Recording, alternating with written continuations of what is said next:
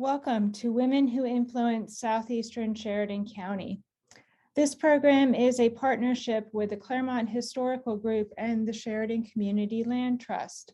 We would like to thank the Clearmont Historical Group for sharing their historic archive to put this presentation together for the public. Our presentation will focus on 12 women in the Clear Creek Valley who range from homesteaders to women who own businesses. A little background to the subject matter and the Wyoming laws that enabled women to own land and vote. What enabled women to file and own land was the Bill for Women's Suffrage in Wyoming, which was signed into law on December 10, 1869. This bill gave Wyoming women the right to vote, hold office, and to own land. Wyoming territorial legislation saw this bill as positive publicity and to entice women to immigrate and balance the gender ratio while aiding the population growth so Wyoming could qualify for statehood. In 1889, the U.S. government wanted Wyoming to rebuke the women's equality law during the statehood process. Wyoming refused to rebuke the law and would stay out of the Union than deny women their rights. In 1890, Wyoming became a U.S. state, and in 1920, the U.S. government passed the 19th Amendment that gives women the right to vote 50 years after Wyoming. So we will begin and look at a mother and daughter story of moving to the West with their family. The Homestead Act of 1862 was signed by President Abraham Lincoln on May 20th. It allowed any adult citizen 21 or older 160 acres to settle. This land claim was utilized beyond individual homesteading, as we will hear about with the town of Huson. Edward W. Huson, known as Doc Huson, and his family, which was his wife Clarissa and their seven children, traveled in 3 covered wagons along the Oregon Trail to Wyoming. This move out west was decided upon because in 1881, Doc Huson contracted typhoid fever, and the family decided to move to a drier climate. Clarissa's parents accompanied the Huson family during their westerly travels. Before the town of Buffalo became their home, they lived in Crazy Woman in dugouts near Trebling before moving to Buffalo. Edward Huson homesteaded on Crazy Woman in 1886. There is a memorial marker in the vicinity of where the Huson family lived on Crazy Woman Creek. The memorial is for Clarissa's father and Doc and Clarissa Huson's daughter, who both died there in 1889. Doc Huson was prosperous in Buffalo, a community located on Clear Creek crossing the Bozeman Trail. He practiced medicine and operated a local drugstore. He also followed the stories of the railroad and the growth of the West. He saw the opportunities as a way to plat a town by means of homesteading near a location where the C.B.&Q. Railroad would pass. Huson had 2 potential sites for homesteading, and one was about 20 miles east of Buffalo, located on Crazy Woman Fork of the Powder River. The second location was about 22 miles northeast of Buffalo, down the Clear Creek of the Powder River. 20 miles was about the average distance in those days for travel by wagon into town for supplies. Doc Huson filed for the Crazy Woman Creek homestead site in 1886, and the second site northeast of Buffalo was filed by his mother-in-law, Sarah Pattengell, in the spring of 1887. The anticipation of the railroad would soon decide which location would be the site of the town of Huson. In 1882, Sarah Pattengell received her patent for the 168 acres, and she was 73 years old. In April of 1891, the Huson family moved to Sarah Pattengell's homestead on Clear Creek, and Doc Huson sold his Crazy Woman Creek homestead. This same year, Sarah Pattengell sold her 160 acres to Doc Huson. His first project was to build the two-story rock home, which stands today. Doc's sons, Harry and Fred, quarried the rocks and mixed the mud to set them such as a typical 1890s masonry construction. In 1892, Sam, the last of the Huson's 16 children, was born in the rock house. The new homestead also served as a stop for the stagecoach route to and from Buffalo. Clarissa would cook for the stagecoach passengers as well as take care of her young children and do daily chores. Because Doc knew the railroad would head through Buffalo, he began to plan a town along the way called Huson. Talk of the railroad quickly spread through the region. By the fall of 1892, Huson was a bustling town with about 200 residents and 30 businesses, such as J.T. Brown's General Store and the Merchants Hotel. There was a 4-page newspaper entitled the Northern Wyoming Stinger that published 3 editions of the paper during the town's existence. Despite optimism, after 7 short months, the railroad bypassed Huson and continued to Sheridan. The would-be town of Huson died quickly as residents migrated to the new town of Clearmont. Even though Huson had a short time period of being a town, Doc Huson and Clarissa Pattengell Huson lived in the homestead until 1908. The land in the homestead were sold as a ranch and they moved to Claremont. Doc Huson built a new residence in the town of Claremont with a general store and drugstore. Edward Huson passed away in November of 1914 at the age of 81. Clarissa, in her late 60s, filed for a homestead near Spotted Horse, which is just east of Sheridan County line. Her move from Claremont was to be closer to her 2 sons, Fred and Harry. Clarissa was living with her son Sam in Arvada when she passed away January 24th, 1932, at the age of 85. Nellie came to Clearmont in 1915 to keep house for her brother, Carl Smith. Previously, she lived with her parents in Shreveport, Louisiana, where they lived and farmed until her parents' death. At her brother's property, cowboys would ride in during the night and slip upstairs to bunk in the rooms without anyone waking up. So every morning, Nellie would go out on the porch and count the chaps hanging there to know how many she would have to prepare for breakfast. Nellie decided in 1917 that she would take over a relinquished homestead on Pinhead Creek and prove it up, living in a 1-room dugout with a sod roof. Nellie married Harry Rasmussen in 1919 after he got out of the Army. Before the Army, Harry was a general ranch hand and all-around cowboy working for the Spear Cattle Company. They decided to move to Nellie's homestead on Pinhead Creek instead of settling in at Harry's homestead. They moved Harry's house and barn from the other side of Clear Creek with horses to Pinhead Creek. That spring, they bought a mail-order house of 4 10 by 12 rooms and a barn for $1,000. These buildings were shipped into Clearmont on the railroad and hauled to the ranch by horse and wagon. To give you a background of their ranch and agriculture life, in the fall of 1919, they traded 21 horses for 12 old cows that would not have made the winter on a larger ranch. The next spring, all of those cows had calves, and this was the start of their cow herd. Nellie took care of the cattle, shot rabbits and sage hens, raised chickens and a garden. Nellie took care of all the garden items that were canned, and she also home cured pork, and she also made sausage. They sold milk, cream, butter, and eggs in the town. They delivered these items once or twice a week by a team and buggy.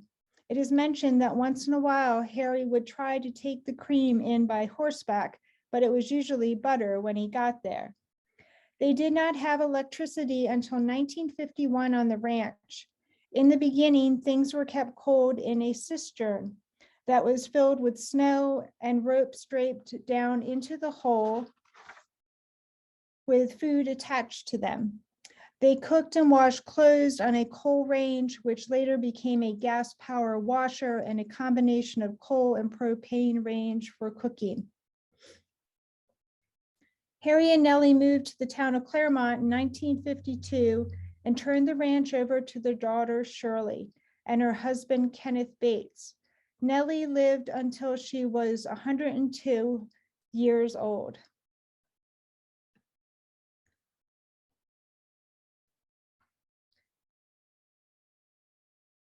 Grace's brother and wife already established their homesteads 3 miles east of Clearmont when Grace first arrived in Wyoming. Grace's new life in Wyoming began with many first-time adventures. It was her first long train ride from Pennsylvania on May 7, 1915 to Clearmont, Wyoming.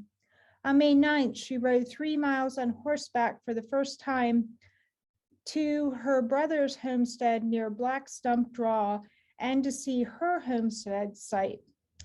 It is stated she was very tired from this ride because she didn't know how to ride a horse. On May 10th, her brother Lawrence took her to Sheridan to file for the new homestead. After this, Grace only had a small amount of money left, and she knew she had to find work to help support her homestead. Grace's first job was to help Mrs. Tarleton Sneed cook for the sheep shearers. Her next work was for Ms. Cora Lang, who owned the Mercantile Post Office and boarding house on Front Street in Clearmont. Grace's wages were $25 a month, and she had no days off. Her main responsibilities were cooking, cleaning, and ironing for Mrs. Lang's boarders. In July, Grace went to the Sheridan courthouse to take her examination for a Wyoming teaching certificate. Grace had taught in Pennsylvania for $40 a month. In November of 1915, she got a 6-month teaching job near Monarch, which is one of the coal sites north of Sheridan. She got $50 a month and also planned to work for Mrs. Lang in the summer of 1916. Grace got a closer teaching job to her homestead in Cadiz School, which was about 12 miles from her homestead. She also made $50 a month teaching there. Grace kept working as a teacher and at Mrs. Lang's in the summer of 1917. It is noticed she did not have much extra money and kept to the necessities. Expenses such as groceries, horse feed, wire and post for fencing took up a lot of her budget. Horseback riding was her main transportation to and from her homestead. Her homestead was named Fairview Ranch. During the first winter of homesteading, Grace did have a 12 by 20 foot house built out of rough shiplap siding. She tried to go to her homestead as often as she could in between jobs, because it was expected of her to live there and also cultivate the land. During a Christmas vacation from teaching at Cadiz School, she was able to improve her house with a coat of paint. It must have been a mild winter. In May 1918, Grace married John Foster, and she gave up teaching to be on the ranch with John. Her last school that she taught at was the Whitemeyer School in 1917. Grace sold her homestead to her brother's wife, Laura Kennedy, in April 1928.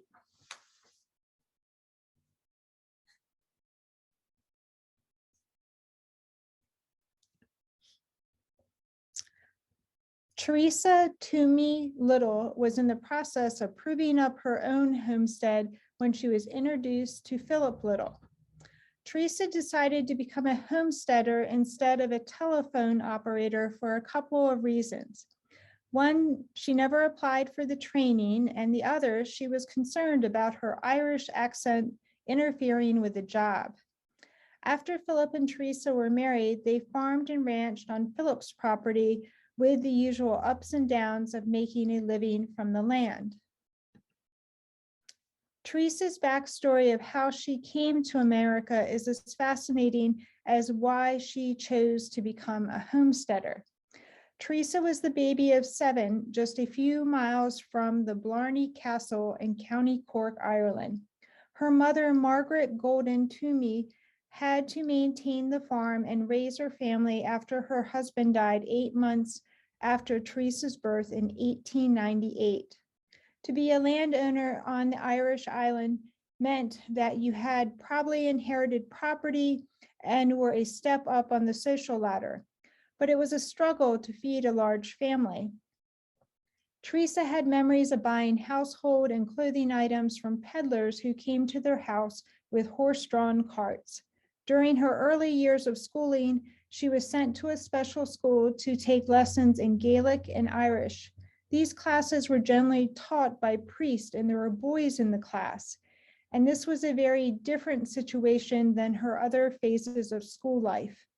Later, Teresa was sent to a boarding school to learn the genteel art of homemaking and artistic needlework.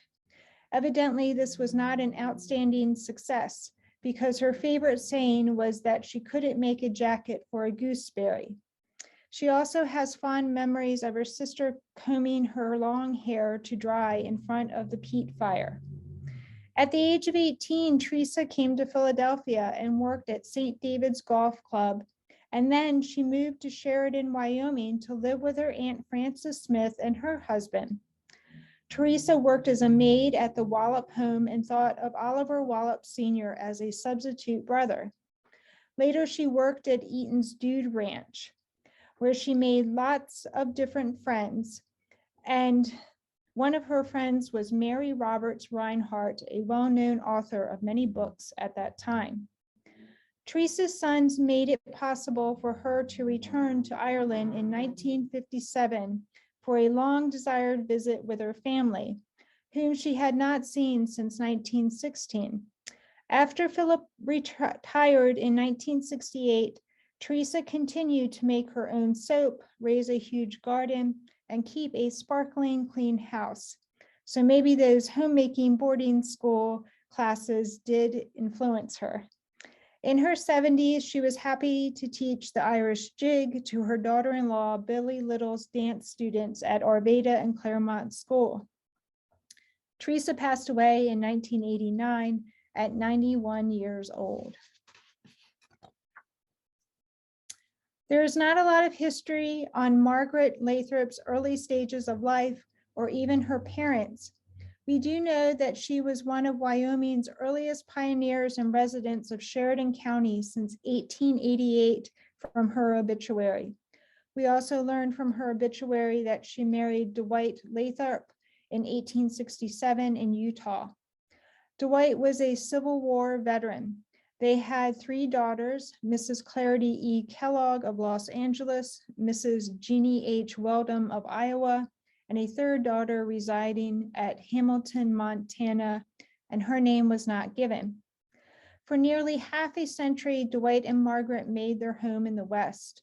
In the early years of the development of the state of Wyoming, they had a stage station in Antelope Spring that was 40 miles north of Douglas. In 1888, they moved to Sheridan County and settled in the vicinity of Clearmont, and there they lived from the early 1890s to their death. Dwight passed away in 1903, and Margaret had resided alone at her ranch home. Seasonally, she operated a boarding house for shearers and laborers at the Burlington shearing pens on the corner of her ranch. Before the railroad was built, the Lathrops operated a roadhouse at their ranch, which was on the line of the old stage road between Sheridan and Newcastle. Margaret Lathrop passed away February 12, 1913, and it is noted that her nephew was with her during her illness and passing. This is the second mother and daughter story of moving to the West. In March of 1903, May Cummins and her daughter Melva had a very life-changing experience. Mr. Cummins decided he didn't want to be a farmer anymore and skipped town on May and Melva. Before he skipped town, he sold his horse and withdrew all their money out of the bank. A neighbor who Mr. Cummins was trying to sell his saddle to happened to be in town and saw Mr. Cummins boarding the passenger train. This made him concerned, and also the banker was also worried about his activity. Word got to May and Melva that evening. Melva describes her mother as heartbroken, and they financially had no money to buy food or supplies. During this time period, they lived near Wymore, Nebraska. May took out a mortgage on the lands they could get by, and farm life was not a stranger to May and Melva. As the years passed, May realized they needed a change because she could never get enough money to pay off her debts. May's mother and two brothers lived in Sheridan, Wyoming. They encouraged them to move to the West, and there would be other opportunities for them. In the spring of 1907, Melva was 8 years old when they moved to Sheridan. They lived with May's mother, who Melva calls Grandmother Heights. Grandmother Heights property was several acres of land in the west part of town. It is described that Big Goose Creek almost made a complete circle around her land. Melva describes Grandmother Heights as being a German descent, a good cook, and she could take her place in the house and also a man's place outside. Besides raising a big garden and processing the vegetables for winter supplies, she also sold sand and gravel as a business venture. It is said she furnished the sand and gravel for the new courthouse in Sheridan. Not too long after May and Melva arrived in Sheridan, the family decided to invest in 4 homesteads in a wide valley not far from Clearmont. They bought livestock before they took the 40-mile journey to move to their new homesteads. They also mailed to Cheyenne to get their brands. May Cummins' brand was I, N, I. May and Melva shared this brand throughout the years. From Melva's book, Mom and Me, she remembers it was always a struggle to make a living, and they didn't count on how rough Mother Nature could play at times. The hard winters, loss of stock, dry summers, and no water and grass all took their toll. Melva also remembers a nice home her mother May created for them at the homestead, but that it was also out of place in a life of daily struggle. May papered the living room area with green paper that looked like velvet with pink rose border. They had furniture and about 100 books that they brought with them from their other home. May took other jobs to make money and help fund the homestead. A couple of winters, May was a cook in the town of Clearmont for a restaurant owned by a neighboring family. Melva went to school in the one-room rock building in town while her mother worked. May also worked in the spring for a lamb camp on Black Stump Draw. She cooked out of a sheep wagon. The work schedule of the men was almost 24 hours since they could not leave the sheep alone. The meal schedule was something like breakfast was from daylight to noon, then dinner until supper time, then supper until 10 o'clock at night. One of the men quit suddenly, and Melva was offered the job of caring for the ewes and older lambs. It was her first experience with working with sheep, and she learned quickly herding the lambs in the daytime was easy, but in the evening, the lambs would like to go off and play together. Her job was to get them to bed down and then put lighted lanterns around with white rags in between the lanterns. This was supposed to protect the lambs from coyotes. They also bought horses and broke them and sold them to the cowboys. Melva became very skilled at breaking and training horses for saddle and team work to sell and for their own ranch work. May and Melva planted hay and oats, and they racked the hay themselves. It seems they always worked as a team for planting and harvesting. In 1919, Melva received her patent for her homestead for 320 acres. In the fall of 1920, May and Melva had to make a decision about another life-changing event in their lives. May was not feeling well, and the doctor said her heart was getting weak, and if she wanted to live, she needed to have a rest and some time away from the constant hard work and worry of ranch life. Melva went to Clearmont and rented a house, got a job in the telephone office, and sold off the cattle. It was very hard for Melva to give up her horses and the ranch life, but she knew she couldn't do the work by herself, and it was good for her mother to have a change. May purchased the tourist camp in June of 1929. She managed this business until she sold it in 1948, and it had 2 more women business owners. Dr. Mary Ross Lamie came to Wyoming to practice as a physician in 1905. She had practiced in Sheridan, Dayton, Bighorn, and Clearmont at different times. She was the only woman physician in northeastern Wyoming at this time. Mary was originally from Scotland and was born August 18, 1865. She comes from a unique family that her 3 sisters and 1 brother were all physicians. She was married to Robert Lamie, who was also from Scotland. Robert worked in the coal mines in Newcastle, Wyoming, and then moved to Sheridan County in 1919. He worked as a foreman for the mines. Dr. Lamie came to Clearmont in the fall of 1919 to set up her medical practice. Her office and her residence were on Piney Street. During this time period, she kept busy with her practice with delivering babies, treating minor ailments and major diseases such as red measles, pneumonia, and this was the time frame of the Spanish flu. Dr. Lamie owned up to 7 lots in the town of Clearmont by the time she moved to Bighorn in December of 1923. She lived in Bighorn, where she passed away on September 27, 1926, from a prolonged illness at the age of 61.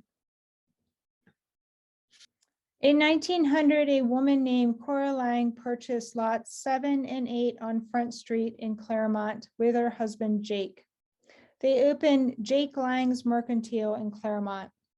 Jake and Lang traveled from Newcastle, Wyoming, where they ran a mercantile in 1899. Jake learned the mercantile business in Spearfish, South Dakota, and this is where he met Cora. Jake had visited the town of Huson and moved to Clearmont to start their business. Jake was also the postmaster for Clearmont that was housed in the mercantile.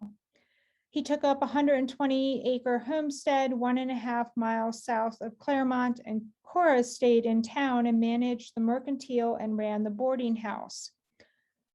Jake and Cora had 2 children, and in 1907, the mercantile and boarding house burned to the ground, and to have money to rebuild, they incorporated the business. Jake died on September 13th, 1912. And Cora took care of the children, managed the business, became the new postmaster, and filed for a relinquished homestead. Cora was faced with another tragedy. Her son Frank died in April of 1919 from the flu. And unfortunately, Cora died on May 6, 1919 of the flu at the age of 47. Her son Lester inherited the estate and lived in Clearmont his whole life.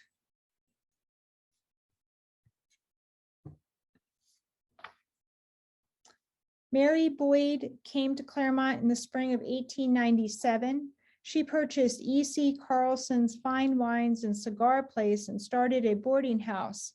The following year, she purchased 3 lots next door and built the first Clearmont Hotel. She married John Loafman in 1901. Throughout the 1900s and teens, John and Mary became land investors in Clearmont, and their hotel became a landmark on the corner of Front Street and New York Avenue. John died in January 1916, and all the assets, including 11 land tracts, were deeded to Mary. In 1917, Mary sold out and moved to Sheridan. Mary died in 1952 at the age of 85, and she is buried in Sheridan Municipal Cemetery next to John. Fran Felz. who also still lives in Clearmont. This story is in her own voice. I grew up in Fall River County, South Dakota. I was the sixth girl out of a family of 7. I was raised on a small farm and attended 12 years of school in South Dakota. We all had chores to do and walked to school most of the time. I remember our dad taking us to school in the wagon that was pulled by our team named Star and Slim. We were a country family with no electricity or running water. In the blizzard of 1949, we were lambing sheep, and it took lots of time, and we took the lambs to the house to keep them warm. We saved all the lambs.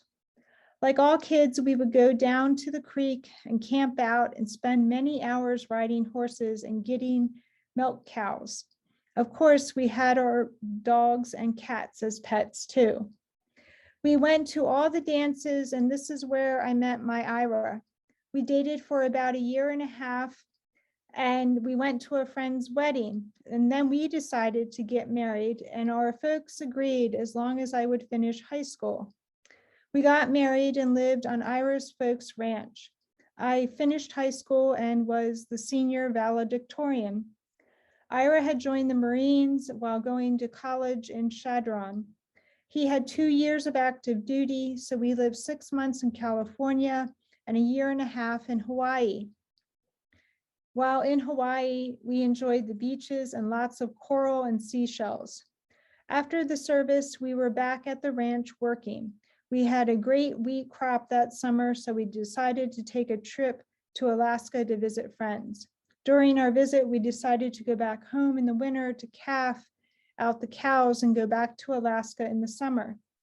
We became residents of Alaska, which allowed us to fish and hunt. We caught caribou, moose, grizzly bears, and lots of salmon. We moved back to the ranch in Nebraska. Ira did not like wheat farming, so we bought a beautiful place in Libby that is in western Montana. Ira worked for the sawmill company for a year and even took a load of Christmas trees to Nebraska. The next year, we moved back to the ranch in South Dakota. Ira's folks said we could buy the cattle and rent out the ranch. We started breeding our cows and had several breeds. One special breed we had was the Highlander, and at one time we had over 50 head. We even joined the Highlander Association. In 1976, we hosted the annual Highlander Association convention on our ranch. Ira's folks decided not to sell the ranch to him after years of working for the ranch. So we decided enough was enough when we bought a place near Buffalo Gap, South Dakota. Ira took up cattle and even got into raising dogs.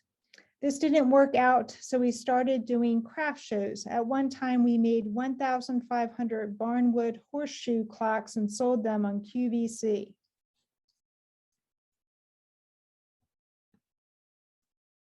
Our son was working in Sheridan, Wyoming. He saw a small place on Clear Creek near Clearmont, Wyoming. And we took a look at the place and sold our Black Hills property and moved to Wyoming. On Ira's 68th birthday, he took sick, so we took him to the VA in Hot Springs, South Dakota. A biopsy revealed a brain tumor. With treatment and radiation and chemo, he was cancer-free. But a year later, it came back and he passed away. Our 52 years of life together was over. Today, I am still living on the property outside of Clearmont, and I'm retired, and I have many great friends there.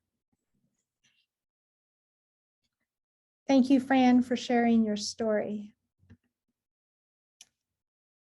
Thank you for participating in our presentation of women who have influenced Southeastern Sheridan County.